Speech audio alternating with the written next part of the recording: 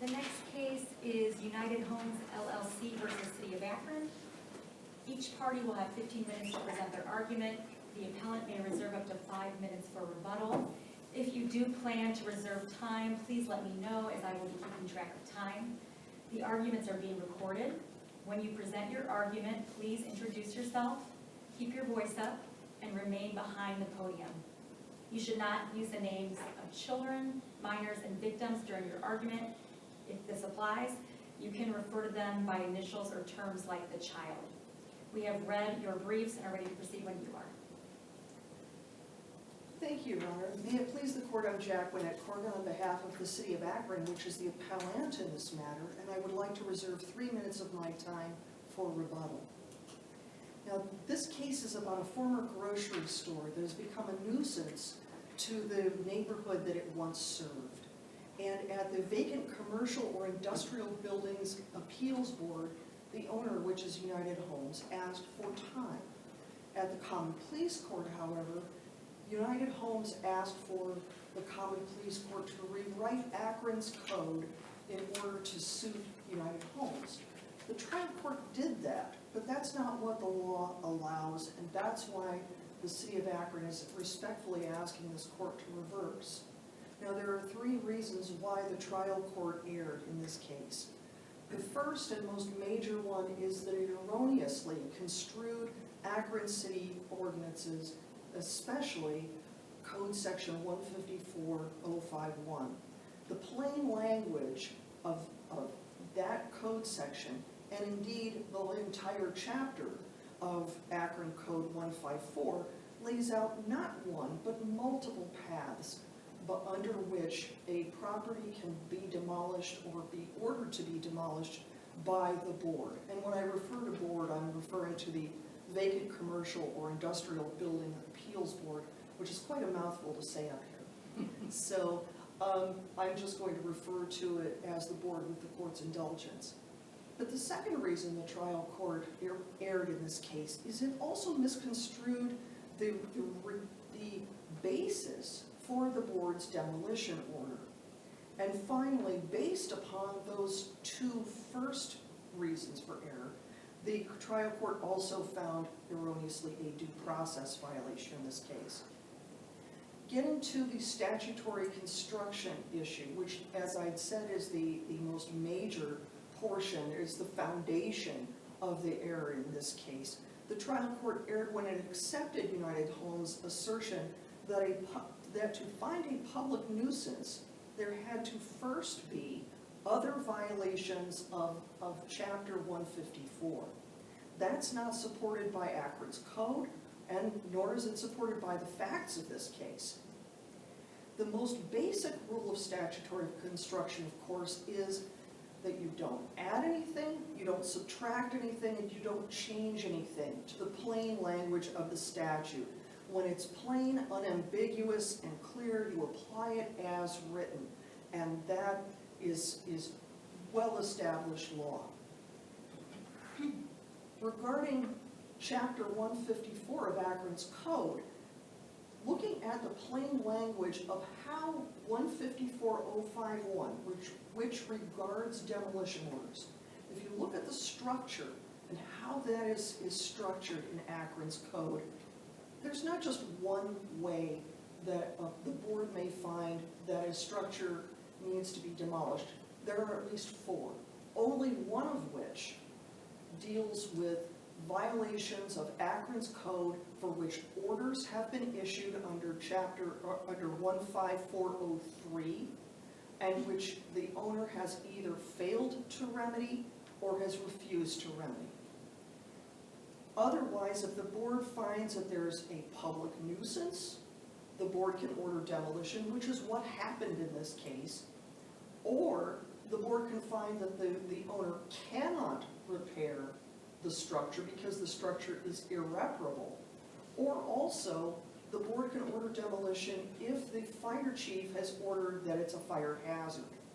So only one way, or only one of the 4 means under 154.051B qualifies as requiring prior notice of violations of Akron's code. Nevertheless, the trial court found there must be prior notice of violations under 15403 for a demolition to occur. That is just not the case under Akron's code. So that is the chief means by which the trial court erred. And I would like to remind the court that one of the ways that as a practical matter, this court can see not only through the structure of the code, but through the surrounding structures of Akron's code, that a nuisance finding does not hinge itself upon a finding that there's a code violation. There are many ways that a property can become a nuisance that will not violate Akron's codes, and there are also many ways that a property can violate Akron's codes that don't render the property to be a nuisance. It's like a Venn diagram where you've got the intersecting circles. There is a section where a nuisance can be a violation of Akron's code, but there are also other things that constitute nuisance that won't violate Akron's code. For instance, in this case, people reported to be engaging in scrapping behind the structure. That helped make it a nuisance without violating the code. Juveniles congregating at the site or standing on the roof. That's not a violation of Akron's code. People breaking into the structure. Juveniles damaging cars in the parking lot. People leaving cars in the parking lot. There was even an instance where the paramedics had to respond because there was a man sleeping in the parking lot, and they responded thinking maybe he needed medical assistance. But all of these things had started by the time this came before the board to render that structure in a condition where it was wrongfully interfering with the neighbors' enjoyment of their own properties. Counsel, in regard to that, I know you listed in your brief several things, and you just did there in your argument, that were not necessarily code violations. But there were other things that would be considered code violations, right? There could be, indeed. For instance, littering, or potentially storage of unlicensed vehicles or junk vehicles, even though there wasn't an actual finding that those were unlicensed or junked. There was a report that there were 15 cars that were left in the parking lot, and that there were also tires left there too. But there wasn't anything in the record to indicate that they would have fallen under Akron's junk vehicle ordinance. So, but the bulk of the reasons why the board found that this property was a nuisance were things that I was mentioning, just now, and that were mentioned in the brief. Things that don't fall under the code. I'm trying to remember, and forgive me if I don't remember this correctly, but one of the allegations was not keeping the premises secure. That's correct. There were no code violation orders issued at that point. What eventually happened was the city boarded it up itself, or the owner got somebody out to actually secure the building. But repeatedly, people were calling in from the neighborhood saying there are people who were back. It may have been secured at one time, and that would not have been a violation, but people kept breaking in repeatedly. And So would that be a code violation if somebody doesn't secure the premises?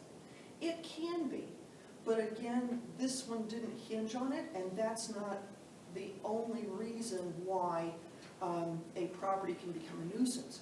So, because, as I said, there is that intersection where you can have a code violation that also would render a property a nuisance, but because you have other code violations that will not constitute a nuisance, for instance, not registering the property, not paying the registration fee, those are all instances where those are violations of the code, but in no conceivable way could they render the property be a nuisance. Was there any indication that the board did not consider the code violations that were alleged, or the possible code violations that were alleged? In other words, did did they differentiate or give a reason as to why this was a nuisance that would not incorporate those? The order itself lists essentially all the reasons why it could possibly, under the code, order the demolition. And one of them was specific nuisance. If the court wishes to look at the actual reasons why the board issued the order, I would refer the court to page 18 of the transcript, where board member Greg Burke made his motion to demolish the structure, and he says the property is vacant, heavily vandalized, dilapidated with police activity involved, no utilities, tax delinquent, and then based on that says this condition is a public nuisance and a blight and a safety hazard to the neighborhood. And on that basis, he said he was moving to have the property demolished. So, again, based on the structure, that there are multiple ways of multiple grounds upon which the board may issue a demolition order. One of them is nuisance. Only one of them is past violations of Akron's code that have gone unaddressed, that would require notice and a hearing separate from the demolition hearing. Isn't, however, so we have a vacant building and a parking lot. And then we have many others that are committing criminal activity on the premises. Isn't it the criminal activity that's creating the nuisance? I mean, was there any finding that the building was structurally unsecure as a result of recent arson or anything of that nature? No, there wasn't a finding that the building itself was structurally unsound, or that it was potentially irreparable, or that it was in any danger of imminent collapse, which would put it under Akron's code section, or code chapter 190, which is where we can address emergencies where it is starting to fall down. I guess what I'm getting at is the line of cases from way back when whatever the business is that's being entertained on the premises is drawing in and creating a problem which is precipitating criminal activity. But when you have criminal activity on a vacant, essentially vacant, is the city saying just because is the city saying that building is vacant and that's why that criminal activity is happening? No, I don't think so necessarily. It is happening, but I would direct the court to parts of the Ohio Revised Code that indicate that when felons, for instance, or gang members use a property, whether it's vacant or not, to engage in criminal activity, that itself can constitute a nuisance, irregardless of whether it violates Akron's code. And for reference, that's a Revised Code 376702 and 12. So can you take someone's property because there's a nuisance created by criminal activity without just compensation? I mean, I understand the revised code. It just seems like that there's not much absent code violations that the owner of this property could do to stop what's going on there that the city is saying necessitates its demolition. I would disagree that this constitutes a taking of property. Right, I'm way down the line, I understand that, but, you know, when you reference the revised code, I'm just trying to look at it in terms of the big picture, and where this fits in all of that, with the city's ability to demolish a property absent the structure being, you know, again, there was an intervening arson, there might have been some problems which makes it unsafe. But absent those types of things, it seems as if code violations are where we're at. If Akron's code only provided for proof of code violations that have not been remedied. If that were the only reason why a structure could be demolished under the code, then that would be a different situation. I might agree with you. However, the way the code is written, which is what we have to stick with in statutory construction, the way this code is written allows for the board to find a property to be a nuisance regardless, for whatever reason the property has become a nuisance. Just like, if the property has become, irreparable, or it cannot be repaired. But the fact that it has become a nuisance is the key to allowing the property to be demolished. And under the code we have versus the code that maybe United Homes wishes we had, the board is allowed to do that. And you're out of time Altogether? altogether. Oh. I apologize for not giving you that warning. Thank you though, and I ask you to reverse.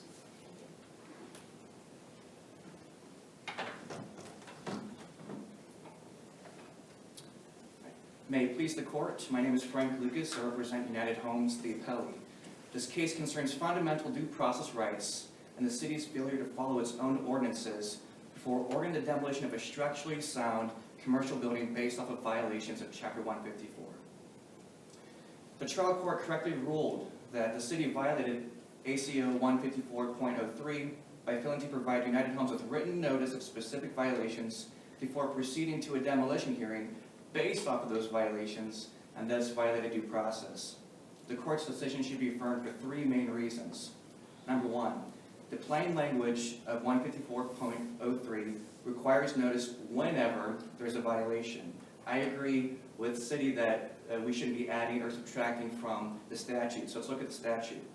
154.03 states unambiguously, whenever the director determines that there has been a violation of any of the provisions of this chapter, he shall give notice. That notice must be put in writing. It must include a list of specific violations, offer remedial action, and specify a reasonable time in which to comply. That language is not discretionary. Whenever means all instances. Shall creates an obligation. It's not an option. But counsel, what if it was a situation like the city is alleging here? It's not about code violations, it's about criminal activity. What if the vacant property was just being used solely as a drug dealing operation, for instance? I think there are avenues in which the city could proceed with demolishing a building based off of conditions. However, I would also argue that any finding of a public nuisance condition inherently violates ACO 154.10, which requires that all properties must be maintained free from public nuisance. So even if they're proceeding under a condition public nuisance, I would argue that still violates 154.10, which would require 154.03 notice. What was the notice given before the demolition hearing? There's a notice of a To hearing. United Homes, just a notice of a hearing with nothing on it? Just the notice of a hearing of the date and the time, nothing on it with like Mailed to, the property owner and the mortgage holder. and did anyone appear? Yes, the property owner did appear. Did the property owner make certain types of objections at that hearing? Yeah, that they were working on the property, that they're willing to get into compliance. They actually got a local agent, that they were working through an insurance process with the arson and whatnot, that they were willing to comply. And at this hearing, did the property owner make the type of objections they're making now on appeal about the trial court, the common pleas court, and on appeal?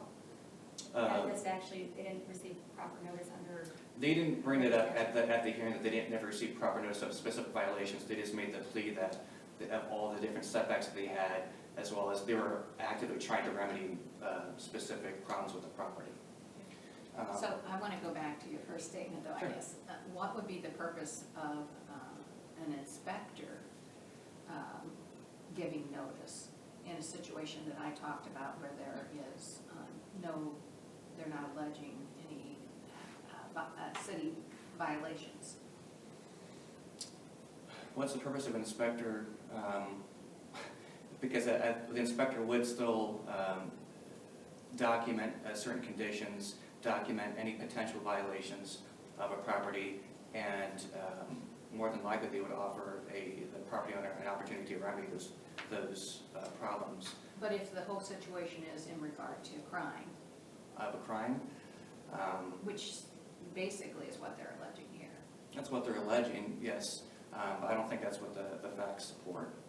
I understand that, but what I'm just trying to figure out, if what they're saying is correct, what would be the purpose of having an inspector give notice? Because that's what your whole point is, right? My whole point is that 154.3 relates to every single provision of 154, Chapter 154, because whenever there's a violation of any provision of Chapter 154, notice must be given, a specific notice must be given, right? So my whole argument is that 154.3 naturally relates to the entire 154 code, including the provision that they proceeded under. So, and I'm not trying to, Yeah. belabor the point, but I guess I'm trying to figure out though, because one of the other things is we're not supposed to interpret things to lead to absurd results, obviously. Right, yeah. So what would be The an absurdity. inspector's role if a property is being, vandalized, if it's being not protected against crime, if they're using it for drug trafficking or whatever? I think all of those conditions of police activity, crime, actually all is a violation because the property under 154.06, I believe, is required to keep the premises secure, right? And if all criminal activity is all a result of not keeping the property secure. So if you're not keeping the property secure, you're violating 154. So even police activity, they're basing their decision off of police activity, loitering, arson, theft, whatever it may be. It's still a failure to keep the property secure, which is a violation of 154.06. Okay, so what if it's not in regard to keeping the property secure? Maybe it's just involving drug activity that, they have security guards there, they have everything there. I would just argue that, I don't know the correct answer to that. I would argue that that'd be a very wasteful demolition if you're going to demolish a building because someone was dealing drugs in the alleyway of your property, and you're going to demolish an entire multi-$100,000 property based off of a drug deal. I would argue it's wasteful. Okay, I'm just trying to figure out what the point of having the inspector in this type of situations issue a notice would be.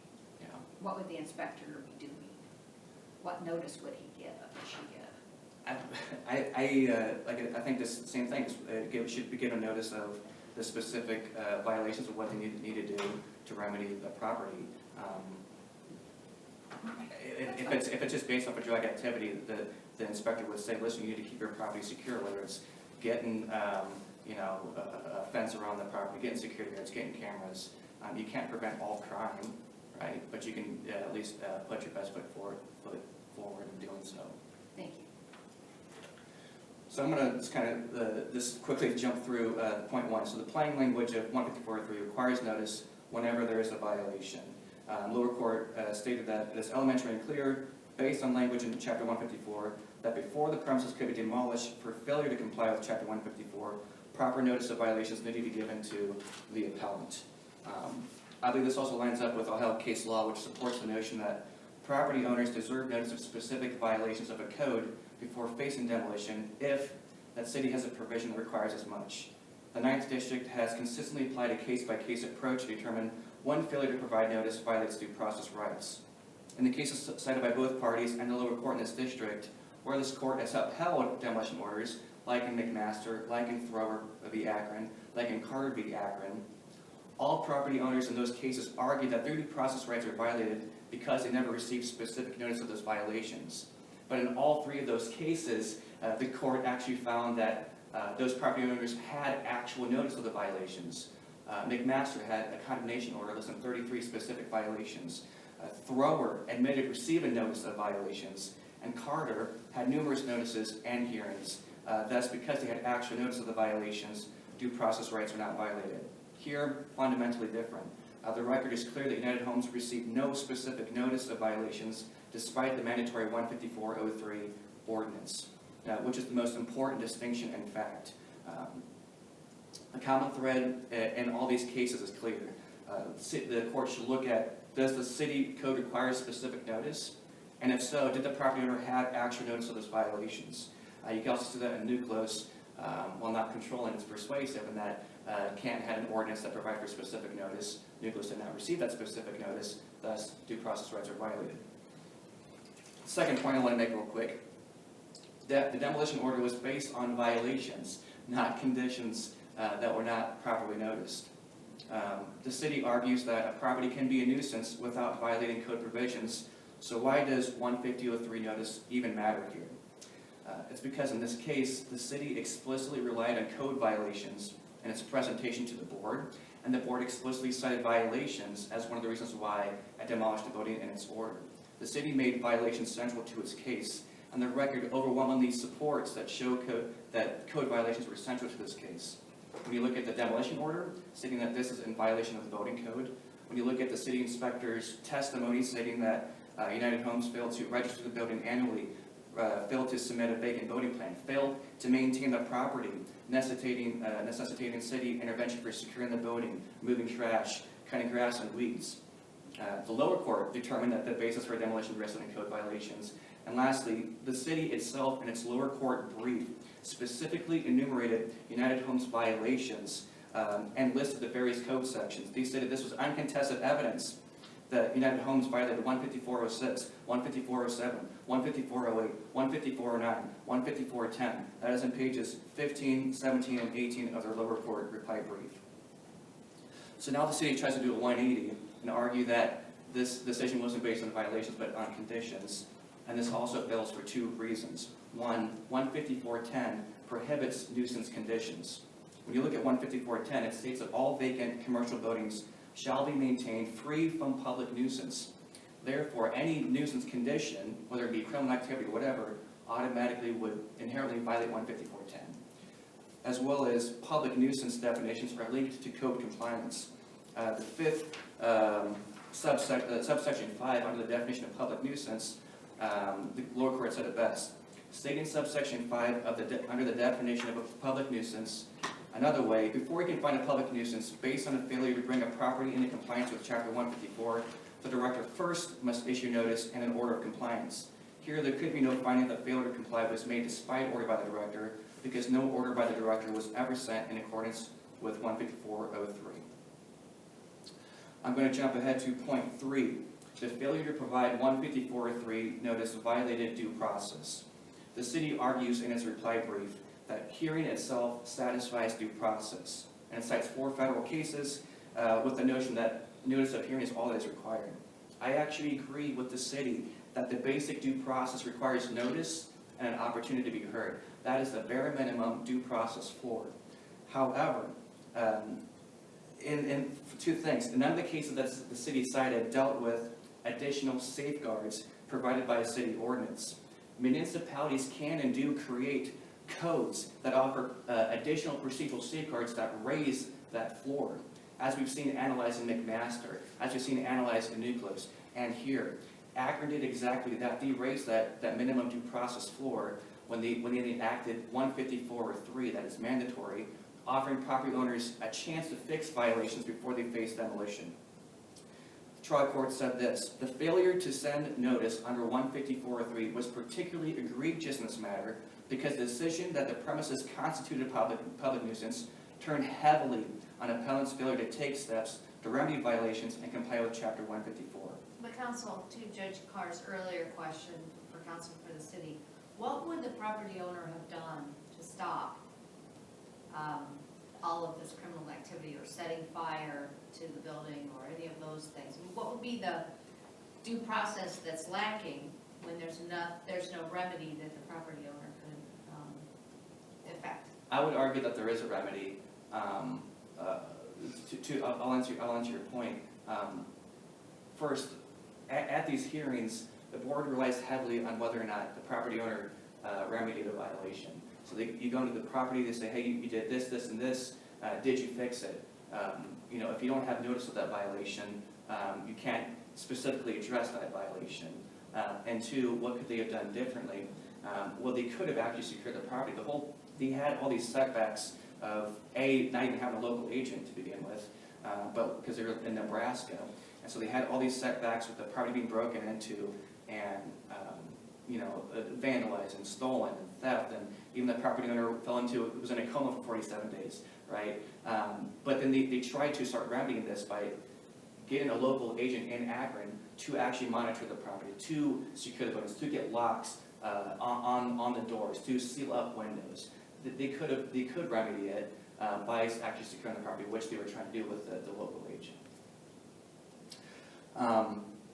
So the question, is notice of a hearing itself sufficient for due process? Yes, it is, unless a city ordinance enacts additional procedural safeguards that require specific notice, in which case actual notice is required. Following the city's argument would lead to absurd results, in which case they can bypass the mandatory 154.3 notice of violations, making it meaningless. In conclusion, to wrap all this up, the city created mandatory notice requirements in 154.3 for good reason, to give property owners fair warning and a meaningful opportunity to remedy these violations prior to a hearing. If the cities can ignore the ordinances whenever convenient, no property owner rights are secure. We respectfully ask this court to affirm the trial court's decision and reaffirm that in Ohio, due process means cities must follow their own ordinances to ensure fundamental fairness. Thank you. I can answer any questions in the last 3 seconds if you have any. Thank you. Thank you. The court will take this matter under advisement and issue a decision in due course. The clerk of courts will mail you a copy of the decision on the day it's released. The opinions are also posted on the Ohio Supreme Court website. Thank you both for your presentations. Thank you.